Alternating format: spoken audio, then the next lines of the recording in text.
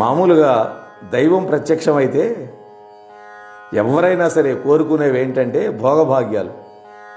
కానీ గయుడు మాత్రం దానికి విభిన్నమైనవి కోరుకున్నాడు. అందున పొందడానికి కష్టమైనటువంటి వరం బ్రహ్మచర్యం. మానవుడు గృహస్థ, వానప్రస్థ, సన్యాసాశ్రమాలను క్రమంగా పాటించాలి. ఆ క్రమం తప్పడానికి వేద విహితమైనటువంటి వర్ణాశ్రమ ధర్మం అంగీకరించదు. కాబట్టి ఆ బ్రహ్మచర్యాశ్రమాన్ని పాటించడం వరంగా పొందాల్సి వచ్చింది. వేదం చదవడం మానవ ప్రయత్నం. దాని సారం లేకపోతే దాని యొక్క తత్వం తెలియటం మాత్రం భగవంతుడి యొక్క అనుగ్రహం ఉంటేనే వస్తుంది. ఇక రంతిదేవుడి గురించి చెప్తున్నాడు. ధర్మరాజా, రంతిదేవుడు అనేటువంటి చక్రవర్తి సత్రయాగం చేశాడు. అంటే 12 ఏళ్ళు జరిగేటటువంటి దీర్ఘమైనటువంటి యాగాన్ని సత్రయాగం అంటారు. ఆ యాగం ఎన్నో సంవత్సరాల పాటు జరిగింది. అంతకాలం ఆహుతులైనటువంటి వాళ్ళకి భోజన సమయానికి పిలవకుండానే వచ్చేవాళ్ళకి, అంటే కొంతమంది భోజన టైంకి వస్తారు పిలవకుండానే, అందరికీ రాత్రి పగలు అప్పటికప్పుడు కావలసిన ఆహారం పెట్టడానికని 20,000 మంది పాకకళాశాస్త్ర ప్రవీణులైనటువంటి వంట వాళ్ళని పెట్టాడు యజ్ఞం సమయంలో. ఆ యజ్ఞంలో బలి పశువులుగా ఉంటే తమకు ఉత్తమ గతులు లభిస్తాయని కోరి వచ్చినటువంటి పశువులనే చంపాడు. మమ్మల్ని వధించు అంటేనే చంపాడు. అతడు అర్పించేటటువంటి యజ్ఞ భాగాలు స్వీకరించడానికి దేవతలు స్వయంగా వచ్చి కడుపారా భుజించేవాళ్ళు. ఆశ్చర్యపడేటట్టుగా జరిగినటువంటి ఆ సత్రయాగం చూసిన వాళ్ళంతా రంతిదేవుడిని పుణ్యాత్ముడని ఎంతో పొగిడారు. అటువంటి రంతిదేవుడు కూడా లోకాంతరగతుడైనాడు కదా, ఈ భూమి మీద శాశ్వతంగా లేడే. ధర్మరాజా, కణ్వాశ్రమంలో శరభాలు, సింహాలు మొదలైన భయంకరమైన మృగాలను, గొర్రె పొట్టేళ్లను ఎక్కినంత సులభంగా ఎక్కి వాటిని బంధిస్తూ వదులుతూ తన ఆధీనంలో ఉంచుకున్నటువంటి భరతుడికి కణ్వ మహర్షి సర్వదమనుడు అని పేరు పెట్టాడు. శకుంతల యొక్క కొడుకు, దుష్యంతుడికి శకుంతలకి పుట్టినవాడు. తరువాత అతడు రాజ్య పదవిని పొంది యమున, గంగా, సరస్వతి నదీ తీరాలలో అశ్వమేధం, రాజసూయం వంటి అనేక యజ్ఞాలు చేసి బంగారు ఏనుగులని, గుర్రాలను, రథాలను బ్రాహ్మణులకు ఇష్టంగా దానం చేశాడు. అటువంటి రాజ్యశ్రేష్ఠుడైనటువంటి భరతుడు కూడా పరలోకవాసి అయినాడు కదా. ఆయన శాశ్వతంగా ఈ భూమి మీద లేడు కదా. అలాగే పృథు చక్రవర్తి, ఆయన పేరు మీదే పృథ్వీ అనేటువంటి పేరు భూమికి చలామణి అయింది. గోరూపమైనటువంటి భూమి నుండి హిమవంతుడిని దొడగా చేసి ఓషధులను, మణులను పితికి ప్రజలను పోషించాడు ఆ పృథు చక్రవర్తి. ఎన్నో యజ్ఞాలు చేశాడు, వాటిని గురించి వర్ణించలేము. భూలోకంలో ఉన్న బ్రాహ్మణులందరినీ సన్మానించాడు.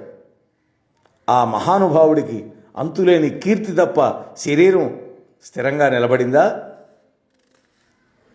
వాళ్ళంతా కీర్తికాయులే తప్ప యశక్కాములు వాళ్ళు.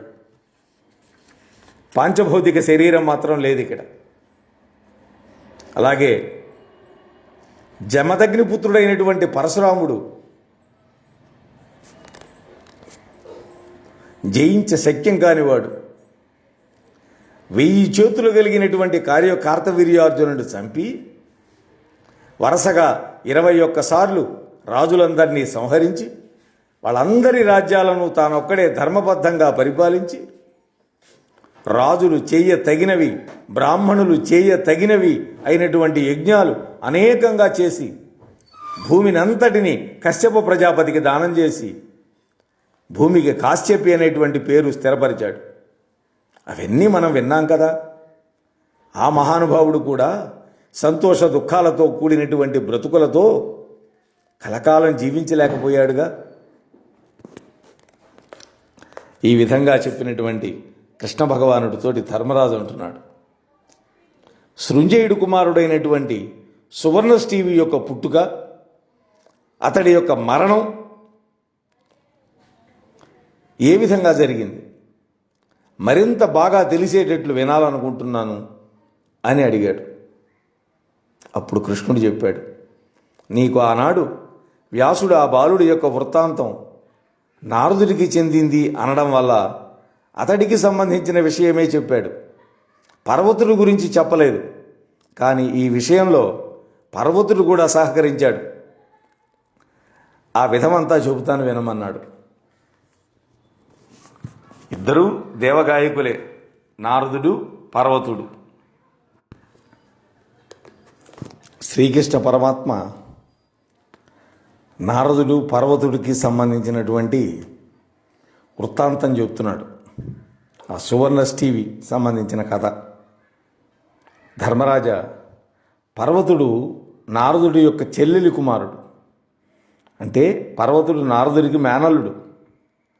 వాళ్ళిద్దరూ భూలోకంలో కొంతకాలం విహరించాలనేటువంటి కోరికతోటి ఒకేసారి భూలోకానికి వచ్చారు మామాలుళ్ళు. తమ యొక్క మనోభావాలను దాచుకోకుండా ఒకళ్ళతో ఒకళ్ళు చెప్పుకోవాలని, దాచినట్లయితే శాపార్హులవుతారని ఒప్పందం చేసుకున్నారు. అంటే నారదుడి మనస్సులో ఉన్న విషయం పర్వతుడికి చెప్పాలి, పర్వతుడి యొక్క మనస్సులో ఉన్న విషయం నారదుడికి చెప్పాలి. అలా పరస్పరం చెప్పుకోవాలి. అలా ఎవరైతే చెప్పరో వాళ్ళు శాపానికి గురవుతారని వాళ్ళు ఒప్పందం పెట్టుకున్నారు.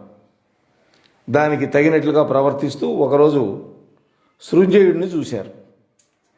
ఆ సృంజయుడు ప్రత్యేకమైన భక్తితో వీళ్ళిద్దరినీ సేవించాడు. ఆయన ఇంట్లో కొంతకాలం ఉన్నారు.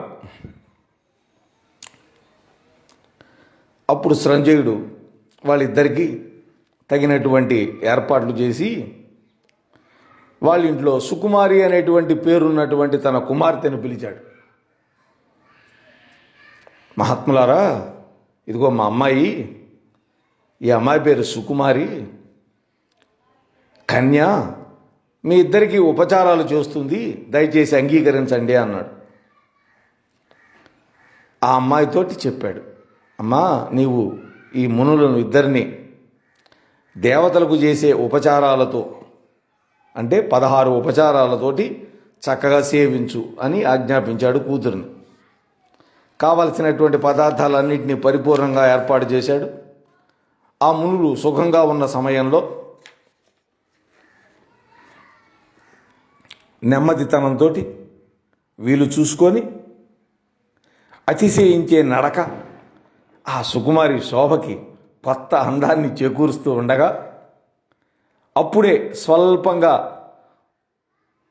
రూపుకడుతున్నటువంటి నూగారు, ఇంకా స్పష్టంగా ఏర్పడినటువంటి పొట్ట మీద అందెగత్తలకు ఉండేటువంటి 3 ముడతలు వ్యాపించగా, తమ తమ స్థానాలను దాటి విస్తరించి ఆ శరీర అవయవాలు కొత్త హద్దులను స్థిరపరచగా, తెలుపు నలుపులతోటి మరింత కాంతివంతమవుతున్నటువంటి కంటిపాపల మనోహరత్వం అతిశయిస్తూ ఉండగా, పాదాలు, నడుము, ఆమె యొక్క వక్షోజాలు, కన్నులు యవ్వన సౌందర్యం అధికమవటాన్ని తెలుపుతూ ఉండగా, ఆ సృంజయుడి యొక్క కుమార్తె ఆ సుకుమారి ప్రవర్తించేటటువంటి తీరు నారద మహర్షికి ఆకర్షణ కలగజేసింది.